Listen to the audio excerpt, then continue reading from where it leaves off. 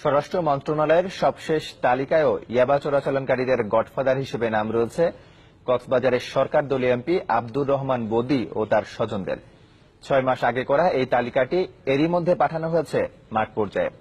এদিকে চোরাচালানকারীদের বিরুদ্ধে প্রধানমন্ত্রীর হুঁশিয়ারির পর নড়ে চড়ে বসেছে প্রশাসন। তারা বলছে, চোরাচালানকারীরা যত শক্তিশালী হোক, কাউকে ছাড় দেওয়া হবে না। দেশে ভয়ঙ্কর মাদক ইয়াবা চোরাচালানের প্রধান রুট কক্সবাজার। এই জেলার সীমান্ত পার হয়েই প্রতিদিন লাখ লাখ ইয়াবা ঢুকছে মিয়ানমার থেকে, যার সাথে জড়িত স্থানীয় কিছু প্রভাবশালী ব্যক্তি।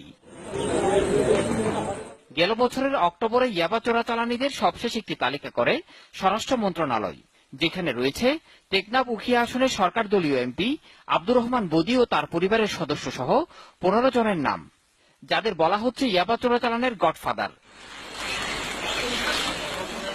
এছাড়া তালিকায় আরো 23 জনের নাম আছে, যাদেরকে বলা হয়েছে এমপি বদির নিয়ন্ত্রণাধীন চোরাচালানি হিসেবে, যাদের প্রায় সবারই বাড়ি মিয়ানমারের মংডু এলাকায়।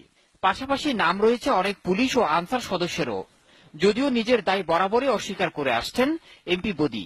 জনপ্রতিনিধিরা যারা বিভিন্ন সেক্টরে জড়িত, আইন শৃঙ্খলা প্রশাসনের কর্মকর্তা থেকে শুরু করে রাজনীতিবিদরাও এবং এখানে আজকে ইয়াবার সাথে সংশ্লিষ্ট হয়ে গেছে। এন্টিবডির গায়ে তুলে দেওয়ার পিছনে একটা কারণ আছে। এন্টিবডির পিছনে যদি সেটা না দেয়, তাহলে ওরা তো ওদের সাথে আন্ডারস্ট্যান্ডিং হয়ে যায়। এন্টিবডির দিকে যদি মাইকটা এন্টিবডির দিকে আমরা যদি নিয়ে যাই, তাহলে সরকার এন্টিবডিকে সরকারের লোক সেই হিসাবে কিছু করবে না, আমরা পার পেয়ে যাব, সেটাই কাজ। ইয়াবা চোরাচালানিদের বিরুদ্ধে প্রধানমন্ত্রীর কঠোর হুঁশিয়ারির পর এখন নড়ে চড়ে বসেছে প্রশাসনও।